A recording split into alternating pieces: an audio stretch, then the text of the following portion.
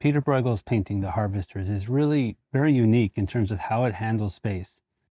This painting, The Harvesters, was painted by Pieter Bruegel in 1565. Painted on wood, it's a fairly large painting, almost 47 inches by 64 inches, or 119 by 162 centimeters. Bruegel was from the Netherlands. The painting was commissioned by a merchant, and perhaps owing at least in part to that, the painting focuses on the work and lives of peasants, as opposed to the royalty or the church. Hi, I'm Robert Naturalist. Let's talk about art.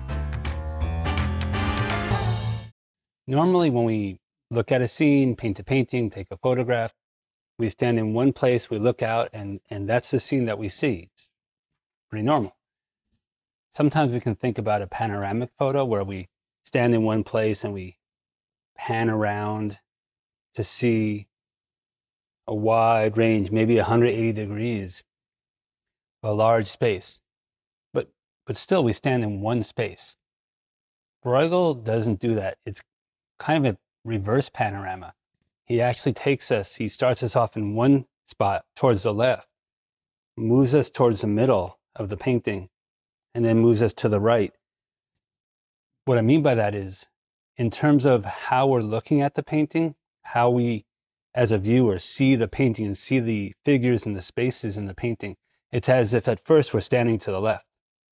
And then we move and we stand towards the middle of the painting. And then we move over and we're standing towards the right. So we're looking towards the left. It's very unique. I really can't think of any other painting that functions in this way. And it achieves a very unique result. It achieves a very large space, a sense of grandeur, a sense of openness and largeness to the whole space. But it does it in quite a subtle way. Honestly, it's hard to even notice that he's doing this. When I looked at this painting for a long time, I never even noticed it. And that's part of the brilliance of this painting, is that he's shifting and changing how we see the space, but he's holding it so that we don't notice. He wants it to seem like a regular space, a regular painting, but he also at the same time wants to give us this very special feeling of space. It's really quite brilliant, and it has an effect, a palpable effect that we can feel without having to notice it. We don't have to know what he's doing to be able to feel what he is doing. Let's look for a moment at another painting that depicts a similar scene. The Wheat Field was painted by John Constable in 1816, 250 years after Bruegel's painting. As we look at Constable's painting, the general setting is similar. There's a large expanse of wheat field and workers laboring in it. The space in Constable's painting is about what we would expect. The scene looks quite normal, with the peasants working in the field in the front and the hills and clouds in the background. However, the feeling is quite different. If we take a bit of time to look at the painting, I think you'll feel it as well. In Bruegel's painting, there's a sense of grandeur. The scene feels large, much larger than in Constable's painting. There's a lot of history behind this painting and a lot of ways that we can approach discussing it. I want to talk about it from a slightly different point of view, though, one that's perhaps actually more common to each of us. I want to talk about the painting as if we had just approached it for the first time in the museum, not knowing anything about it. This painting lives in the Metropolitan Museum of Art in New York City, so we can imagine that we're going there to take a look at it. There's a few reasons for this approach. For one thing, I think we can learn a great deal about a painting in this way. In some respects, more than we can then by delving into the history, or at least we can learn different things. Also, it'll teach us how to look at and analyze paintings in general. The more paintings that we analyze in this way, the better we'll get, and the more we'll be able to appreciate other paintings that we see as well. For me, the most amazing thing about this painting is how Bruegel handles the pictorial space and how he tells his story through that space. Pictorial space is the space in the picture, the sense of the space in the painting. Some paintings have a large sense of space, such as this painting by Thomas Cole, View of Florence from 1837. In this painting, there's a great deal of depth and we can see far into the background, even though the objects in the background become extremely small and hard to make out. Other paintings have a much more limited, focused sense of space, such as this painting by Edouard Vuillard, The Artist's Mother Opening a Door from 1891.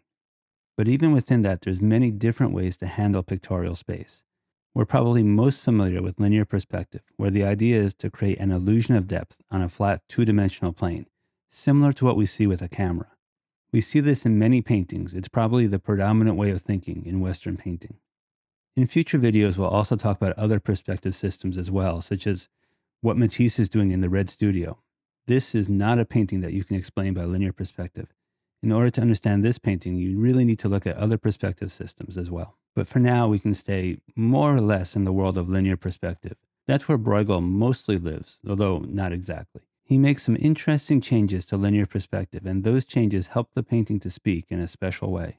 Though some people will say that we always enter a painting from the left, I think that there's often multiple ways to enter a painting and to start moving through it.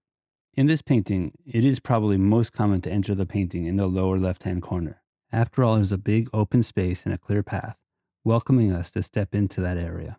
From there, we could move out in a few directions. We could move up the left side, or straight back into the background, or we could move up and around the right side. On the left side, we'd likely follow the path, moving along with the peasants who are walking on it. We could move past the hay cart and then either move into the center of the painting or up the second path and over towards the sea. Alternatively, we might see the peasant carrying the water jug through the opening in the wheat fields. We could retrace his steps and follow them right out into the wheat fields beyond and then to the middle ground where the monks and the townspeople play. Most likely, though, we'll wind up and around to the right. This movement is aided by a number of elements such as the blocks of wheat which prevent us from moving past them, as well as the peasants in front of the wheat which block that route and guide us up and to the right. Our eyes are also drawn by the peasants around the tree. The tree also helps to move us up and around the painting. The hay lying on the ground also helps to move us up and around. Not only are they placed in an S-curve, but they also change orientation as they go up the side of the painting. This helps us to feel that we're subtly shifting our own position as we move up and around the scene. The blocks of the wheat field and the wheat on the ground continue all the way up to the right side of the painting, even crossing the tree line in the back. We can see that Bruegel moves us around the painting, but he does more than this. He actually shifts the space in the painting. Normally, when we look at a scene described through linear perspective, we only see that scene through one point of view. The way linear perspective works, it's as if we stand in one place and we look out while covering one eye. No matter what, I look straight ahead. I don't turn my head, nor do I look in a different direction with my eyes. If I want to look left, I look straight ahead and I see what falls in my field of vision to the left. If I want to look right, I still look straight ahead and I see whatever manages to fall into my field of view on the right. This is how a camera looks at the world. Typically, in a painting or a photograph, we're used to looking at one vantage point, such as in this painting, October Day by John Frederick Kensett. This is a painting of the White Mountains in New Hampshire. The White Mountains in New Hampshire are beautiful, by the way. If you get a chance, I highly recommend going. But anyhow, as we look at this painting, we look out over the vista painted. We look straight out in one direction over the landscape. We don't turn our head or change the direction we're facing. Maybe the artist set up his easel there and painted the scene. That's possible. He may have set up his easel in one spot and painted what he saw directly in front of him. Or maybe he made a number of sketches and smaller paintings before returning to the studio to paint the final painting. Regardless, this setup of Kensett's painting is what we commonly expect, looking straight out over a scene, looking in one direction, and not turning our head or shifting the gaze of our eyes. However, we might argue that we don't really experience the world in this way. If we look at this painting by Cézanne, we might ask, why does the table look so strange? Why has he taken the table and broken it into two pieces, glued it back together, and then painted it?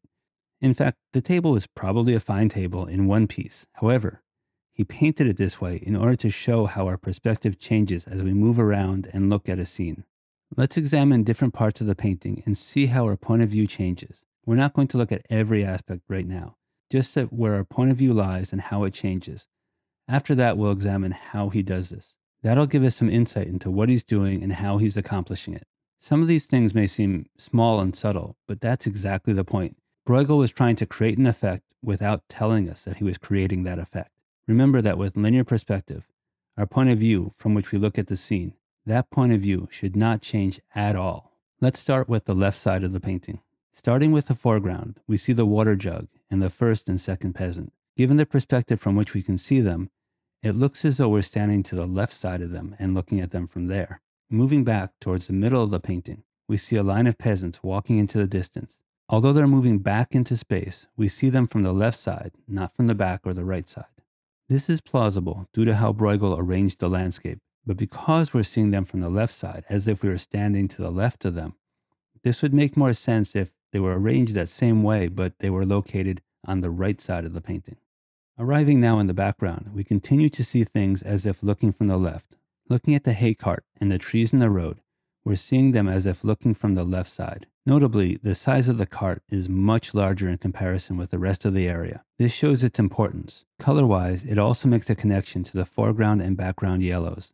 We'll discuss the colors a little bit more later.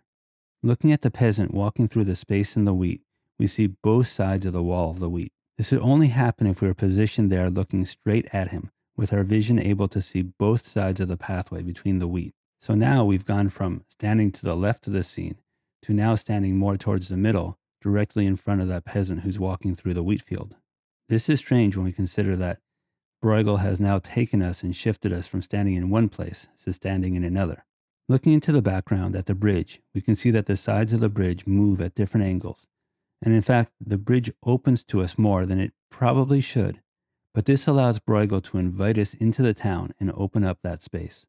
As we continue around the painting, looking at the stacks of hay on the ground and the peasants around the tree, we start to look at them from the right side.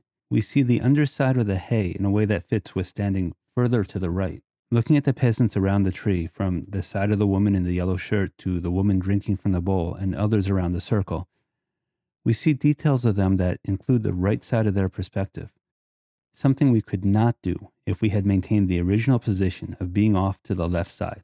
Aside from the perspective shift, Bruegel also has another method for controlling pictorial space: color.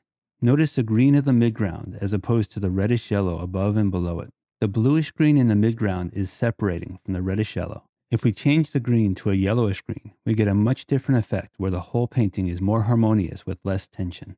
This idea of color movement and harmony and tension through colors is something that I go into detail in my book, Color Movement Theory.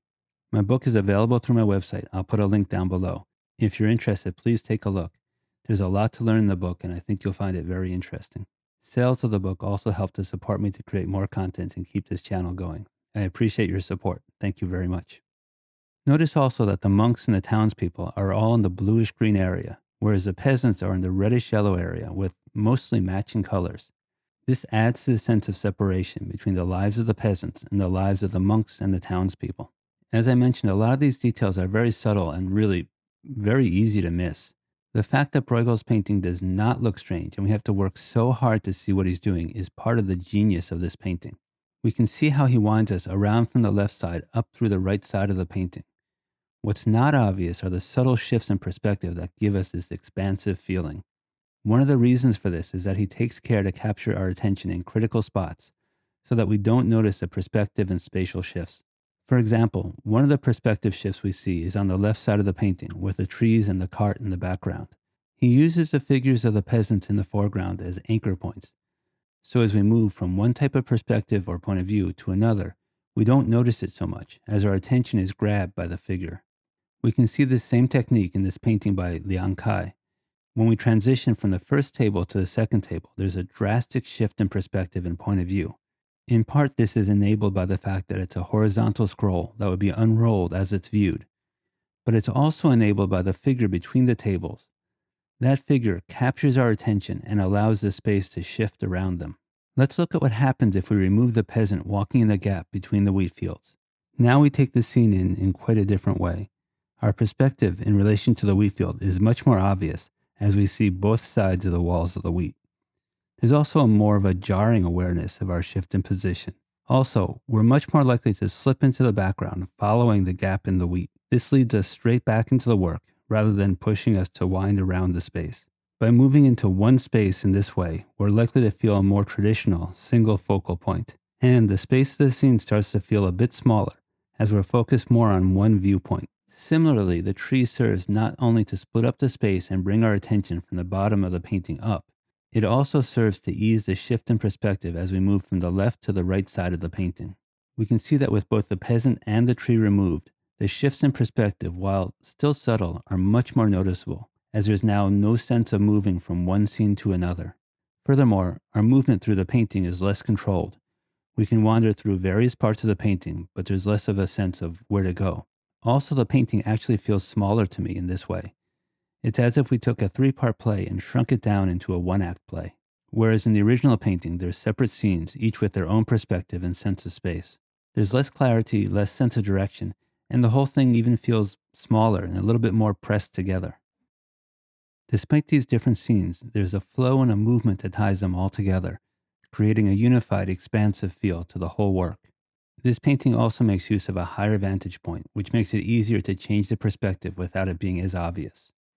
We can see that Bruegel used a number of subtle but really brilliant techniques to tell a story, to create a feeling, to create a scene in a way that is subtle, in a way that we don't necessarily notice it at first, but conveys very much what he wants to convey. And what he's conveying, at least in part, is the importance of the work of the peasants. Bruegel, it's not quite known, or at least I don't quite know all the details of his life, but it seems certain that whether he had a peasant background, or he had connections with peasants, or some kind of a relationship with peasants, certainly the peasant life was something very familiar to him and something important to him.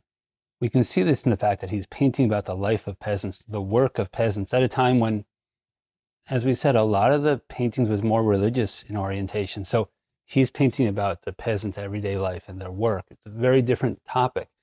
And as we can see from this painting, he's showing us the importance of their work. Peasants are working in the field.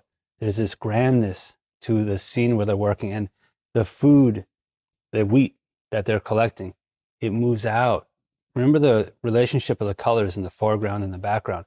It moves out, and it goes out to the sea or the ocean. I'm not quite sure the body of water there, but they're feeding the world this wheat, or at least wherever it's being shipped to. This wheat is being collected and it's going out and it's feeding many people. So this is important work that the peasants are engaged in. And we see that in contrast to how he paints the monks and the townspeople. And he doesn't paint them in a negative way, certainly, but they're playing, they're skinny dipping, or they're playing games in the field. They're relaxing while the peasants are working in the field. So there's a very definite contrast there as well. One thing we've done in terms of how we've looked at this painting is we've understood it on its own terms. We didn't go through a lot of art history. There is a lot of great writing about this painting, and certainly deserves to be read, and it deserves to be understood through that light. But we chose a different path in this video. We chose, or I chose to share with you, but we chose to look at it directly, to imagine that we're entering the museum and we're looking directly at the painting. We can understand it directly through what the painting's saying, how it's painted, what its language is, and how it's communicating. And I think that's very powerful in a couple of ways. For one thing, it allows us the opportunity to listen directly to what the artist is saying. It's great to read and to research about work, but to be able to speak directly, as it were, to listen directly to the artist and what the artist was saying, I think that's really very powerful. And to do that, we actually don't need to do all the analysis that we've done in this video. It's enough to feel it, to take the time to feel how, or to feel the space, even if we're not aware of how he's shifting us, but to feel that grandeur. The analysis that we did, so where we're understanding how he's shifting space and how he's using space and how he's moving us around, that analysis helps us to understand this painting further, but I think it also helps us so that we can understand other paintings further as well. We can take what we've learned here, we can take how we've started to understand this painting, and we can use that idea in looking at other paintings. Not that other paintings are doing the same thing, but that we can use this way of thinking about space. We can use these questions. How is this artist approaching space? How is this artist shifting or changing space and color? What are the relationships like in this painting? And what's the story that the artist wants to tell through all of that? I think this painting by Bruegel is one of the true masterpieces of the world. I hope you've enjoyed our discussion of it today. I hope to see you again. Please remember to like and subscribe, and thank you very much for your time.